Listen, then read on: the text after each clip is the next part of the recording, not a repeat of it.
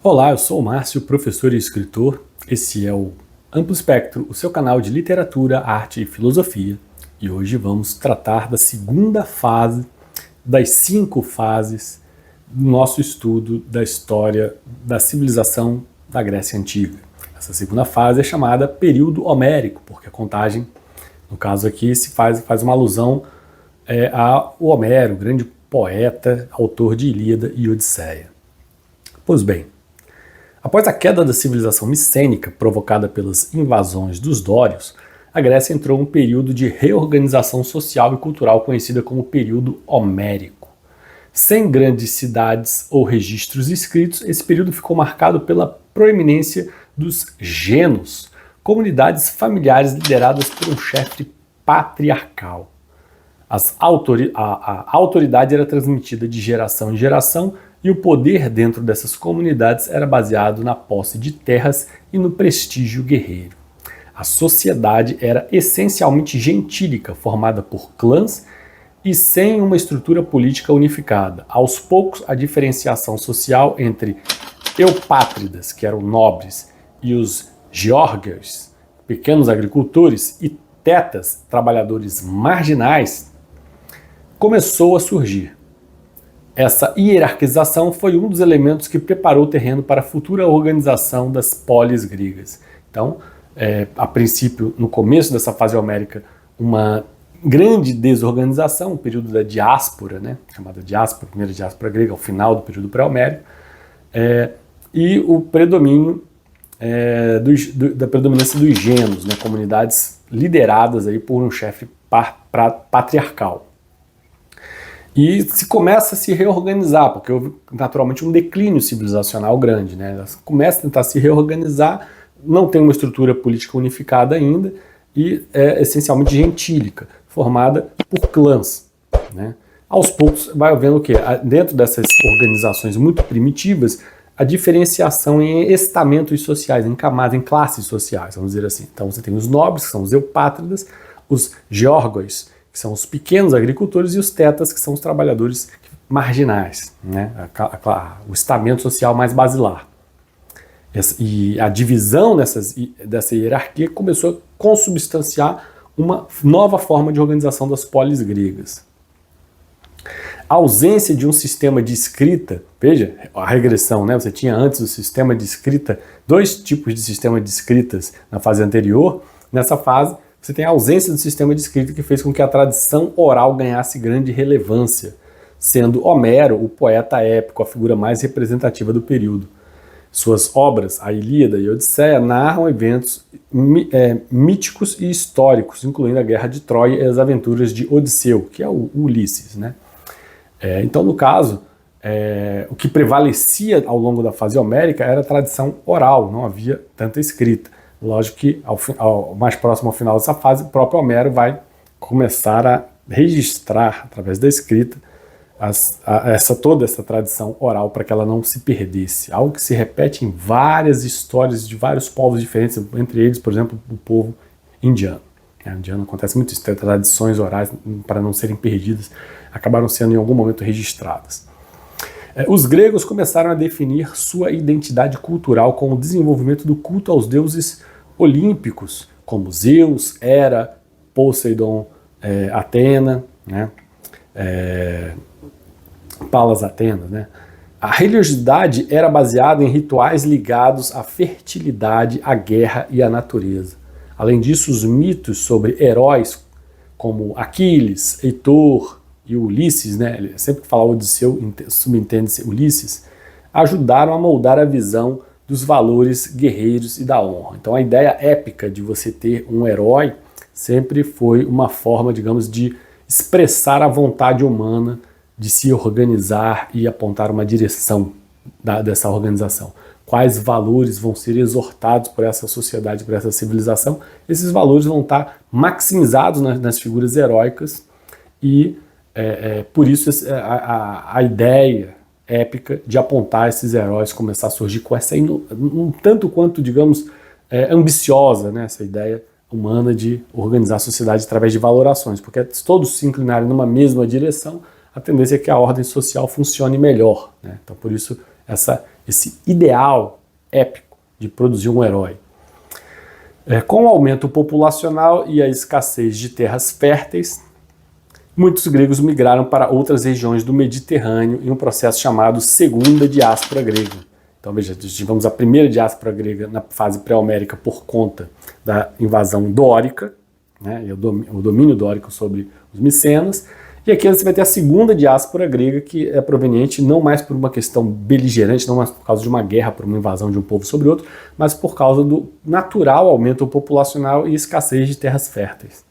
Começou um problema que mais tarde a gente vai ter lá na modernidade com Thomas Malthus falando sobre isso, a relação de população com a produção.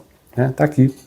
Isso já acontecia desde os gregos e ocasionando aí a segunda diáspora. Lembrando que diáspora é justamente essa saída de uma determinada região em que as coisas não deram certo, por qualquer que seja o motivo, não deram certo, aí o que acontece, a população migra, sai todo mundo cada um para um lado. Isso é muito comum na história dos hebreus, do povo judaico, e aqui nos gregos já acontecia também. Então esse movimento contribuiu para o intercâmbio cultural e preparou o cenário para a ascensão das polis, ou seja, das cidades, no período arcaico, no período posterior. Então o período homérico foi essencial para a formação das bases da sociedade grega, criando as condições para o surgimento das cidades-estado e das futuras estruturas políticas. Justamente isso, você teve uma expansão e um surgimento de estamentos, de castas, ou seja, numa hierarquização. E ao mesmo tempo um intercâmbio cultural com civilizações adjacentes. Tudo isso preparou um cenário para o começo da ideia de polis, ou seja, de cidade, que vai se consubstanciar lá no período arcaico.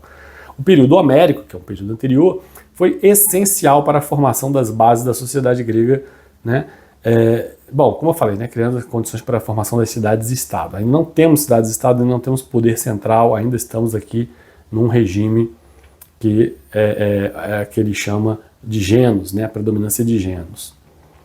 O período homérico foi, bom, já falei.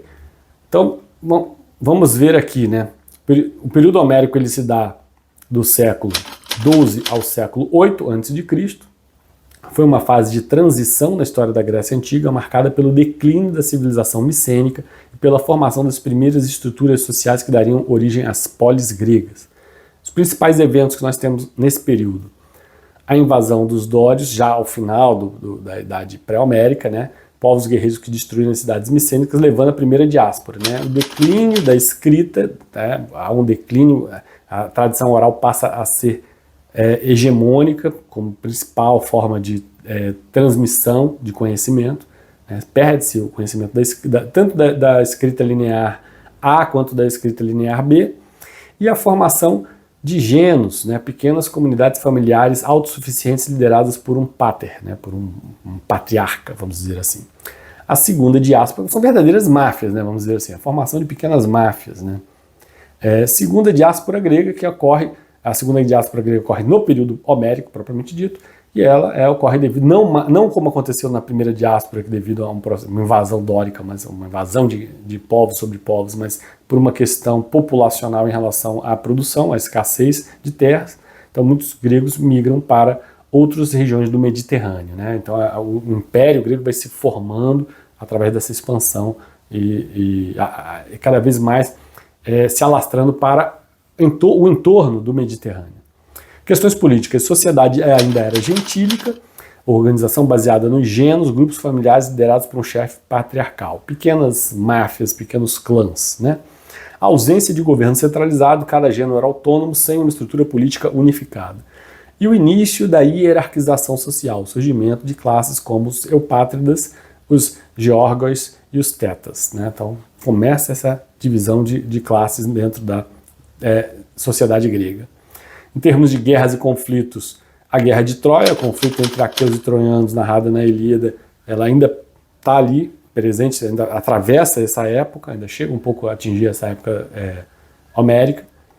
E as disputas entre genos, pequenos conflitos internos por terras e recursos. Sim, a instabilidade política é enorme quando você não tem um poder central.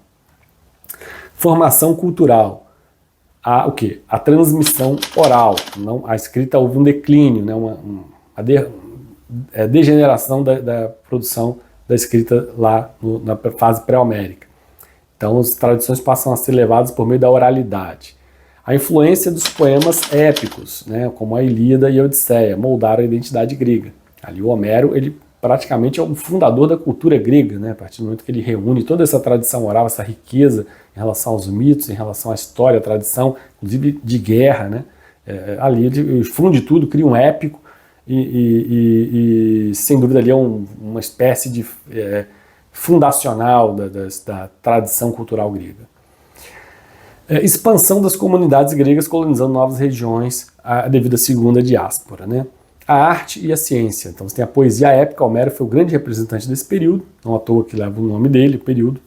A cerâmica, a produção de vasos decorados com cenas mitológicas, o uso do ferro, a introdução de ferramentas e armas mais eficientes. Então você começa a ter um desenvolvimento bélico aqui. Mitos e religião, culto aos deuses olímpicos, que se inicia na fase homérica, né? Zeus, Eras, Poseidon, outras divindades, né, da tradição religiosa grega. Né? Rituais religiosos, práticas ligadas à fertilidade, à guerra. Heróis mitológicos, né, figuras como Aquiles, Ulisses, Heitor, ganharam destaque a partir da obra de Homero. Né, já pertenciam aí, de certa forma, a uma tradição oral que legava a própria história, né, legava os mitos e a história, a tradição oral. Nomes famosos, né, o Homero, propriamente dito, que é o poeta épico, autor de Ilíada e de Odisseia. Aquiles, que é aí o herói grego, o principal herói da Ilíada, né, da Guerra de Troia, é considerado até um semideus, né?